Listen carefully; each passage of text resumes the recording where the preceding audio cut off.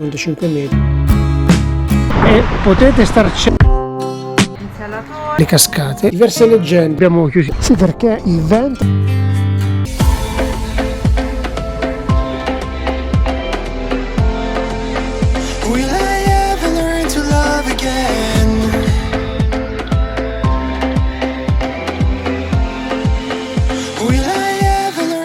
Ragazzi, buongiorno, bentornati o benvenuti sul canale. 25 aprile 2025, festa della liberazione. Siamo usciti di casa, erano circa le 7:30, ci sono 13 gradi in questo momento, la giornata semplicemente incantevole da queste parti. Adesso punteremo verso nord, entriamo in Svizzera, Cinzia è l'addetta al bancomat, adesso facciamo un po' di benzina e poi puntiamo il confine. Ok. C'è un po' di coda qua in dogana, a quanto pare. I cartelli già ci avvisavano. Adesso faremo una piccola sosta anche per prendere la vignetta e poi proseguire. Quest'anno è di colore arancio. Ragazzi, non potete capire che traffico c'era dentro. C'era una coda per i caffè, abbiamo preso anche un caffesito. Adesso mettiamo la vignetta. Solito posto, noi ormai sono anni che la metto sempre qui. E qui sarà anche quest'anno. Boom, vignetta messa. Possiamo risalire in sella e andare a vincere facile. Che effettivamente è sole a go-go. Anche il traffico in dogana non è da meno, specialmente in Svizzera, ed è difficile pensare come con un cielo così tra un po', stando alle previsioni meteo, dovremmo trovare un tempo pessimo, pioggia in alcuni tratti. Speriamo che le previsioni si sbaglino, perché oggettivamente non c'è una nuvola. A few moments later. In Svizzera difficilmente sbaglia. Siamo entrati alla Galleria del San Gottardo che c'era il sole, siamo usciti, guardate qua, piove come vedete e il tempo non è il massimo. Più che l'acqua, che sì, non è una pioggia chissà che, è il vento in questo momento quello che ci dà un po' noia, perché tira parecchio vento. Siamo a pochi chilometri usciti dal traforo del Gottardo. Le previsioni non erano bellissime in Svizzera e potete star certi che se le previsioni svizzere dicono che pioverà, state pur certo che il tempo sarà così.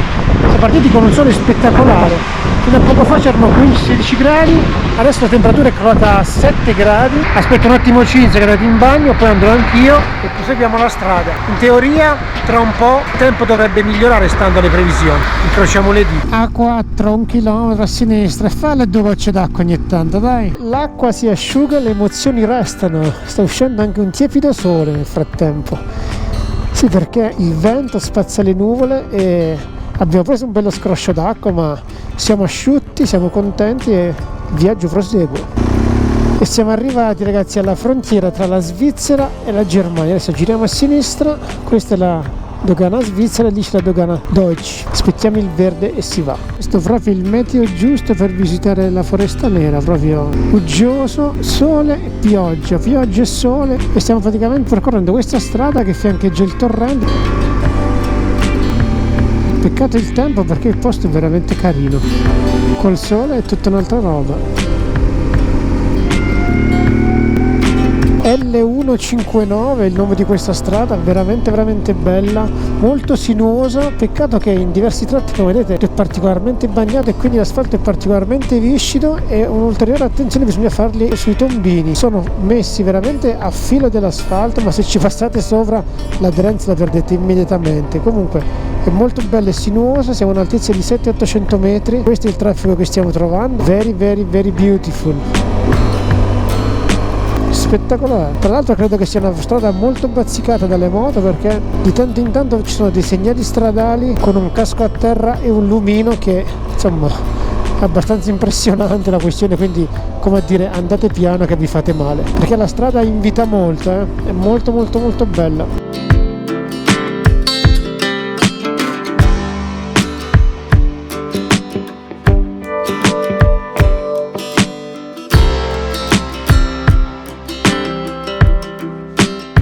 Quando esce il sole è tutta un'altra storia. Adesso tra l'altro ci teniamo sulla destra e iniziamo a arrampicare in questa sadina in mezzo al nulla, tra il nulla e l'addio, direzione Bondorf. Dovrebbe essere una di quelle strade giuste, ecco. Che spettacolo sta strada, ragazzi, senza scorci, senza curve, senza manto d'asfalto.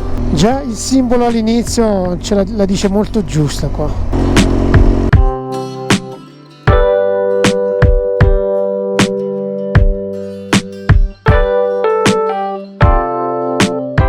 qui sotto il lago Titisee, queste nuvole bianco e grigie, il verde, l'azzurro del lago, molto molto molto bello. Ci manca giusto Heidi qua, sembra di essere veramente in un libro delle fiabe. La Foresta Nera e la Romantic Strasse sono posti che io ho visitato nel 2012, ma molto molto molto velocemente, perché feci un giro abbastanza particolare. Questa volta con Cinzia invece ci soffermeremo particolarmente sulla Foresta Nera, gli dedicheremo in parte oggi, ma soprattutto tutto domani, e domani il meteo dovrebbe essere molto meglio di quello di oggi. Oggi, come vedete, è stato molto molto altalenante, ma comunque ci sta dando modo di girare tranquillamente. Ragazzi, lo vedo che non vi state iscrivendo al canale. Iscrivetevi! Oggi è così, oggi è proprio varietà allo stato puro. Di là c'è il sole, qui c'è una piccola nuvoletta di Fantozzi che ci sta facendo compagnia da qualche chilometro. Adesso stiamo puntando Triberg, dove alloggeremo, passeremo la notte. Triberg, tra l'altro, è una cittadina particolarmente carina, soprannominata anche la capitale degli orologi a cucù, giusto Cinzia? Giusto, Cinzia mi dice corretto. Dove ci sono anche delle bellissime cascate. Adesso, sperando nel meteo, che comunque dovrebbe graziarci, perché intorno verso 17:30-18 alla peggio le nuvole dovrebbero andare via, ma contiamo e speriamo che se ne vadano anche prima, in modo da poterci far assaporare un po' le cascate. Qua intanto, ragazzi, senza che ve lo dico, ma è senza vista la strada che stiamo facendo, strada molto molto bella con una vista pazzesca, e il viaggio continua. E in tutto questo, non so se ve l'ho detto, ma siamo a un'altezza di circa 1100 metri e una temperatura di 6 gradi, e questo è il contesto in cui siamo. Il maltempo ce lo stiamo lasciando alle spalle e davanti a noi l'azzurro.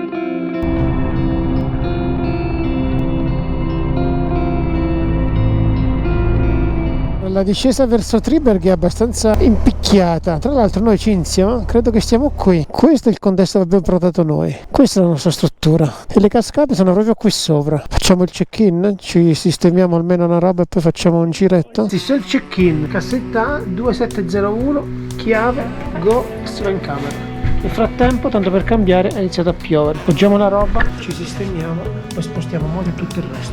La soluzione che abbiamo trovato qui è estremamente comoda. Ci va di lusso che c'è anche il parcheggio al coperto, quindi la moto non si bagna. Siamo a 2 passi dal centro, appena smette di piovere ci faremo una passeggiata. Si fa questa strada qui e praticamente si arriva in centro. Qui è la moto e qui praticamente è il nostro appartamento. Qui c'è la cucina e qua c'è la camera con 2 letti, armadio e il bagno. In casa c'è anche il caffè, guardate che quantità di caffè che c'è, praticamente non c'è nulla. Allora, siccome il caffè l'abbiamo portato da casa, out-in c'è, quindi ci facciamo il caffè, quello buono. Lo facciamo normale, vuoi lungo, corto, come lo vuoi? Uno, dai. Ok. Nascosta nel cuore della romantica e misteriosa Foresta Nera, Triberg è una perla di autenticità e bellezza. È considerato tra i borghi più belli della Foresta Nera ed è animato da 4.767 abitanti. Con le sue cascate spettacolari, con un salto complessivo di 163 metri, le più alte alla Germania, i negozi di orologi a cucù, le torte squisite e i paesaggi mozzafiato, Triberg offre un'esperienza di viaggio ricca di scoperte e di atmosfere suggestive. È facilmente raggiungibile in treno o in auto. La cittadina è piccola e si può esplorare comodamente a piedi. L'artigianato locale produce orologi a cucù dal design unico, perfetti come souvenir. Ragazzi, buongiorno, buon 26 aprile, sono circa le 8:15. Oggi il risveglio è esattamente in questa maniera. Fino a poco fa c'era il sole, ma siccome soffia un vento abbastanza sostenuto che sposta di continuo le nuvole, in questo momento il sole si è coperto. Le previsioni meteo per oggi sono sicuramente meglio di quelle di ieri. Abbiamo ovviamente fatto la colazione in camera, ci siamo preparati noi la colazione, abbiamo chiuso i bagagli, Cinzia sta finendo di caricare il mezzo, ci finiamo di vestire, ci infiliamo il casco e iniziamo la giornata. Questo dovrebbe essere l'orologio a cucù più grande al mondo. Il punto è che, leggendo su alcune riviste, ci sono 2 o 3 borghi, 2 o 3 paesini, uno dei quali rivendica lo stesso primato. La realtà è che ci sono in giro diverse casette allestite in questa maniera. E questa è un'altra, praticamente c'è il mulino che aziona l'orologio a cucù. Nella parte bassa c'è il negozio e sopra c'è l'abitazione. Molto molto bucolica la questione. E il viaggio continua.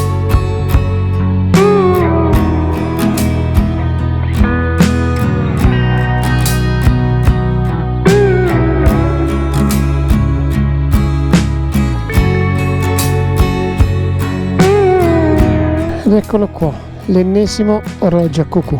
Stranamente non c'è nessuno, forse vista l'ora. In quello di prima abbiamo dovuto attendere che c'era un po' di indiani a fare le foto. Il tetto è molto bello, ma tutto il resto è molto molto curato. È sabato, siamo lungo la strada e approfittiamo per comprare qualcosa a pranzo per oggi, in maniera che ovunque vogliamo ci possiamo fermare, pranzare, mangiare e non abbiamo nessun tipo di problema. Il verde da queste parti non manca sicuramente, nonostante ci sia qualche nuvola. È veramente bello e rilassante calcare queste strade. Ritmi lenti perché all'interno di paesi si va dai 30 ai 40 o 50 km/h. Appena si esce dai paesi generalmente la velocità è sugli 80, ma vi posso garantire che è estremamente acquietante la questione. Guarda che pure il sole mo esce, mia. Siamo anche alla ricerca di una fontanella dove ricaricare le borracce. Abbiamo preferito non riempirla in casa, perché abbiamo detto ieri abbiamo trovato un mare di fontanelle in giro. Adesso la prima che troveremo ci fermeremo e ne approfitteremo. Come vedete anche i camini delle case sono accesi perché le temperature scendono abbondantemente. Stamattina ci siamo svegliati che c'erano 6 gradi, adesso ce n'è circa 9 e qui siamo a un'altezza di circa 400 metri.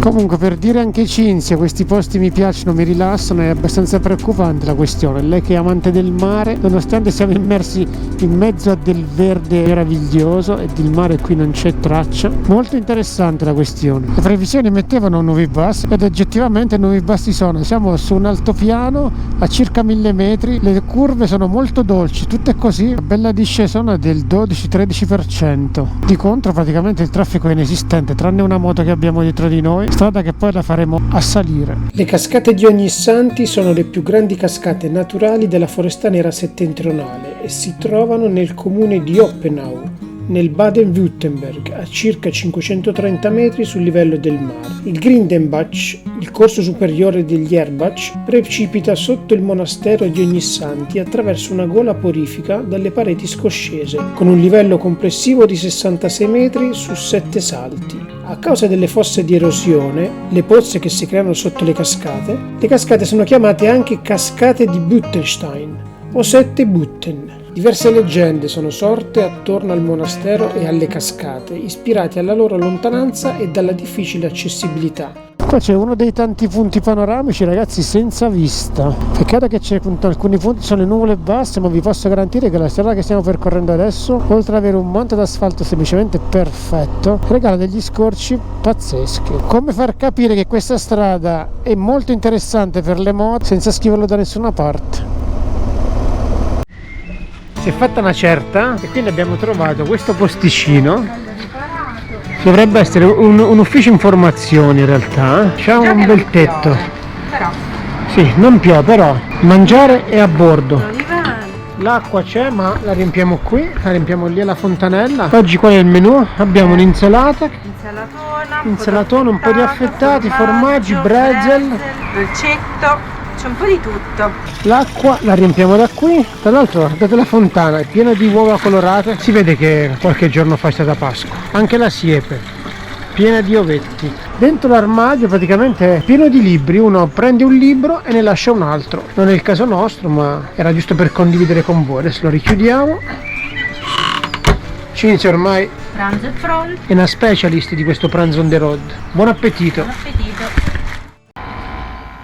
Non puoi dire che non sia caldo sto giro qua, guarda là. Pranzo finito, caffècito bevuto, insomma tutto a posto. Abbiamo sistemato bracche e burattini e il viaggio continua, sempre lungo la Foresta Nera. Un posto senza legna, abbiamo trovato lungo questa strada decine e decine di segherie. Abbiamo fatto 2 passi sotto questo bosco meraviglioso. Si sentono tutti i rumori della natura, c'è un muschio verde.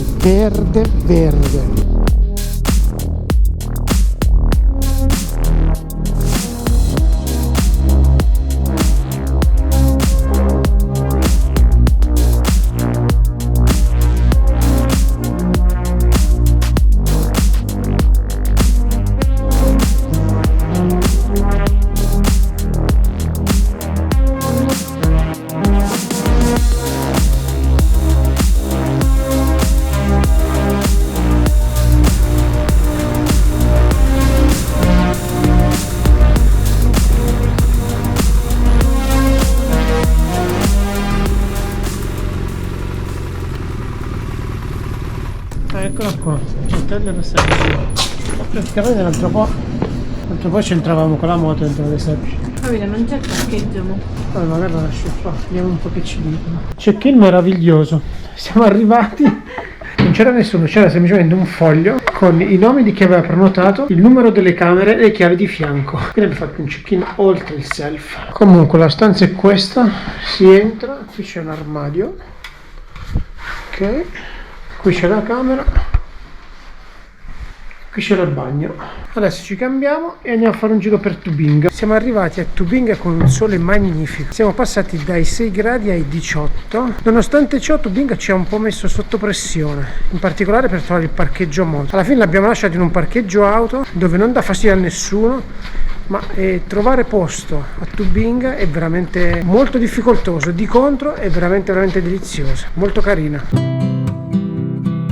Tubinga è una città di 92.811 abitanti della Germania sud-occidentale, nel Land del Baden-Württemberg. Capitale di distretto governativo, è situata a circa 35 km a sud di Stoccarda, alla confluenza dei fiumi Neckar e Ammer. Appartiene alla regione storica della Svevia. La città è sede di una famosa ed antica università fondata nel 1477. Tra i residenti della città, più del 30% è costituito da studenti, dando una nota caratteristica alla vita sociale della città. Il centro storico cittadino è di rara bellezza tra le città tedesche, in quanto praticamente intatto dopo la Seconda Guerra Mondiale. Gli edifici tipici del centro storico cittadino, spesso antichi, con inserzioni in legno, in particolar modo sulla riva del Neckar, danno l'impressione di una città uscita da una fiaba. Le origini della città vengono fatte risalire al VI-VII secolo. Le prime testimonianze della fortezza attorno alla quale si sviluppò l'insediamento risalgono al 1078 e fino al 1342 la città fu dominio dei conti del Palatinato e passò poi in quell'anno al Württemberg. Alla fine degli anni 90 il settimanale tedesco Der Spiegel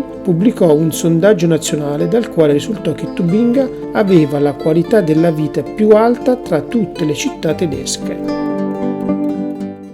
Ragazzi, buongiorno, 27 aprile 2025, sono le 8:15, come vedete c'è un bellissimo cielo in questo momento, qualche nuvoletta, ma oggi il sole dovrebbe farci compagnia per gran parte della giornata. Adesso puntiamo un bellissimo castello, ma non vi anticipiamo nulla, è circa 20 km dalla nostra struttura. Siamo passati ieri molto vicino, ma l'obiettivo nostro era visitare Tubinga, quindi abbiamo saltato più e pari. Adesso faremo una strada secondaria che ci porterà. Intanto rallentiamo, che qua c'è il limite di 50 e ci sono questi velox micidiali, letteralmente micidiali. Eccolo qua davanti a voi, castello di Hohenzollern.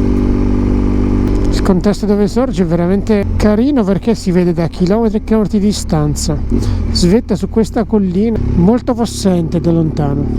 Il castello di Hohenzollern è un castello non lontano dalla città di Tubinga. Appartenne e fu fatto costruire dalla famiglia nobile prussiana degli Hohenzollern, che visse qui dall'Alto Medioevo alla Prima Guerra Mondiale. Il castello si trova sulla sommità del monte Hohenzollern ad un'altitudine di 855 metri al di sopra dell'abitato di Echingen e nel territorio del comune di Bisingen. Costruito originariamente nella prima parte dell'XI secolo, venne completamente distrutto dopo un assedio di 10 mesi nel 1423 da parte dell'unione di alcune città sveve. Il secondo castello, più ampio, venne costruito dal 1454 al 1461 e servì come rifugio alla famiglia Hohenzollern in periodo di guerra, anche durante la guerra dei 30 anni. Alla fine del XVIII secolo, tuttavia, si iniziò a pensare che il castello avesse perso la sua importanza strategica e cadde gradualmente in abbandono. Ciò portò al crollo di diversi edifici. Oggi dell'originario edificio medievale rimane solo la cappella. La terza ricostruzione del castello, come lo vediamo oggi, venne effettuata tra il 1846 e il 1867 dal re Federico Guglielmo IV, in stile neogotico, a scopi principalmente celebrativi del prestigio della casata Hohenzollern. È tutt'oggi di proprietà della famiglia ed è aperto al pubblico, ospitando molti ricordi della casa reale, tra cui la corona realizzata per Guglielmo II come re di Prussia. E adesso inesorabilmente iniziamo la nostra discesa verso sud, ma prima di arrivare a casa dovremo comunque regalarci un'altra bella emozione. Se il meteo dovesse rimanere così, sicuramente ci regalerà tanta adrenalina anche lì. Godiamoci questi ultimi chilometri in mezzo a queste strade fantastiche prima di tuffarci a strada a scorrimento veloce per puntare verso sud. Estremamente rilassante questi luoghi. Poi come c'è la giornata, non vi fate abbindolare dal sole perché Sono 9 gradi, la giornata è fresca, ma guardate qua che roba è. Che spettacolo che è. Strade iper mega trafficate, come potete vedere.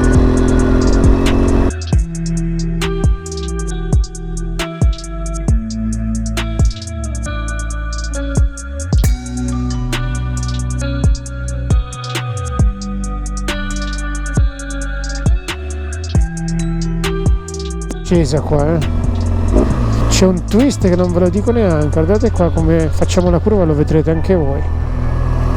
Adesso c'è un destra, sinistra e poi si scende di là. Guardate il navigatore, che budello che è. Panoramstrabe. Per non saper leggere e scrivere ho detto beh, prendiamo questo, il nome è bello, bellissimo, e per ora non ci stiamo pentendo affatto. E diciamo che adesso scaviamo perché si chiama così.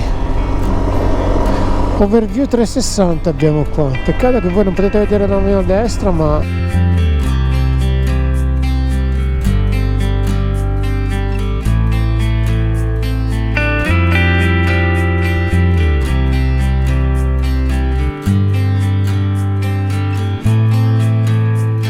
alla fine di questa Panoramstrabe molto bella siamo riusciti finalmente a trovare una fontana. Abbiamo trovate tante in giro, ma da nessuna parte usciva l'acqua. Invece qui c'è una bella fontana dove riempiremo le 2 borracce, in maniera che quando sarà ora di pranzo abbiamo anche acqua a bordo.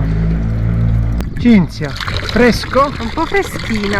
Volendo ci sarebbe anche un ottimo tavolino. La location è veramente bella, ma è presto, quindi prendiamo l'acqua. Ne approfitteremo per fare anche un po' di benzina tra un po' e poi puntiamo le cascate del Reno. Le aspettative, vista la giornata, sono estremamente elevate. Oggi facciamo un po' di benzina prima di entrare in Svizzera e poi puntiamo le cascate del Reno. Io ho fatto benzina e Cinzia ne ha approfittato anche per Cappuccino caldo e scaldato.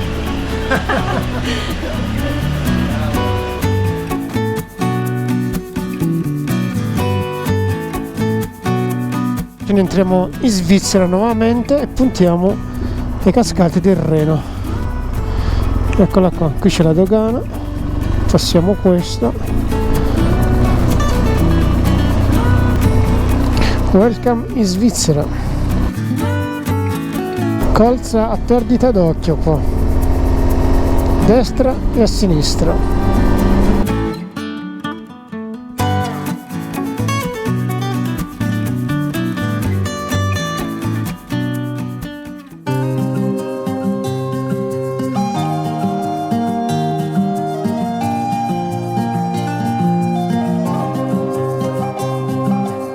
Le cascate del Reno, note anche come cascate di Schaffhausen, sono le cascate più estese in Europa. Sono situate nella parte superiore del corso del fiume Reno, a poca distanza dalla città di Schaffhausen nel nord della Svizzera, vicino al confine tedesco. Le cascate hanno un'ampiezza di 150 metri e un'altezza di 23. Il bacino ha una profondità di 23 metri con una portata d'acqua media sui 750 metri cubi al secondo. Nel periodo estivo di 600 metri cubi al secondo e in quello invernale sui 250 metri cubi al secondo. Dopo la cascata, sulla riva schaffhausena del Reno, si trova Casa Wurt, che ospita un ristorante e un negozio. Da lì partono piccoli battelli che vanno alla cascata, dove si trova il confine del canton Schaffhausen e il canton Zurigo, dove si trova il castello Lufen, che ospita un ristorante, un negozio e un ostello. E anche le cascate del Reno le abbiamo portate a casa. Adesso ahimè, autostrada svizzera e pedalare.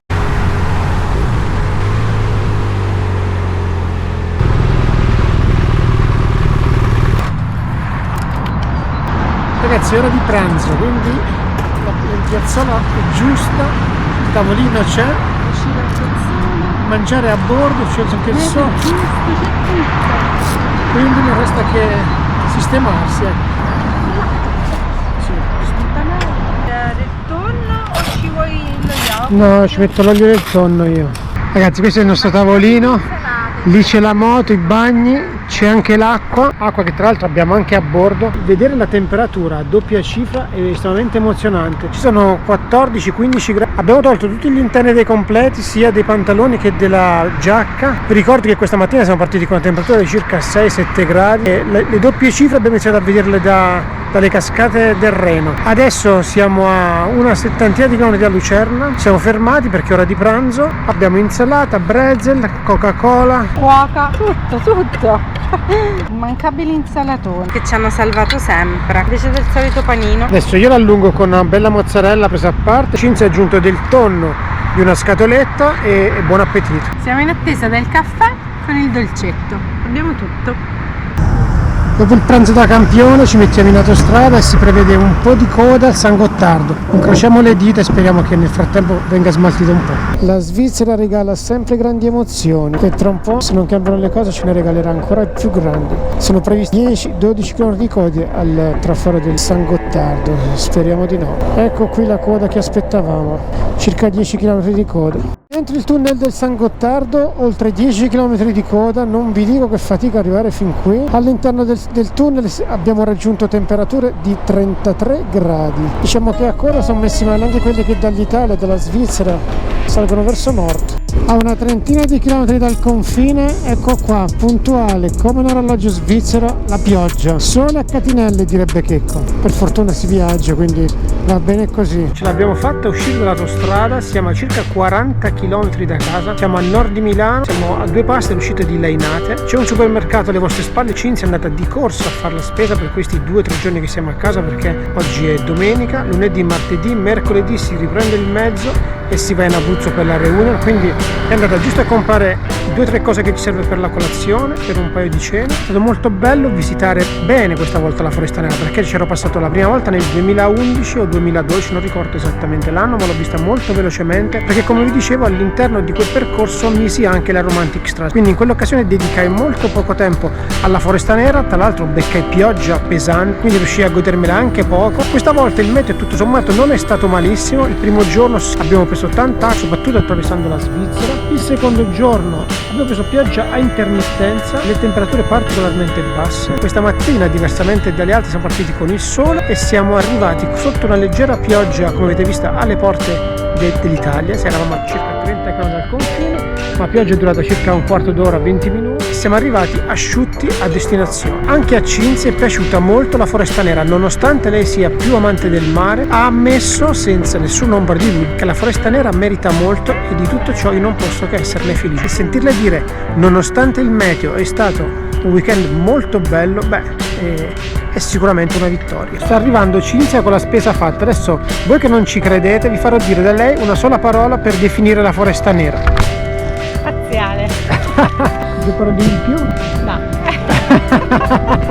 Ne approfitto per salutarvi, per ringraziarvi se siete arrivati fin qui. Se non l'avete ancora fatto, l'invito è sempre lo stesso, iscrivetevi al canale, è gratis, a voi non costa nulla e per noi è tanta motivazione. Ciao e al prossimo video.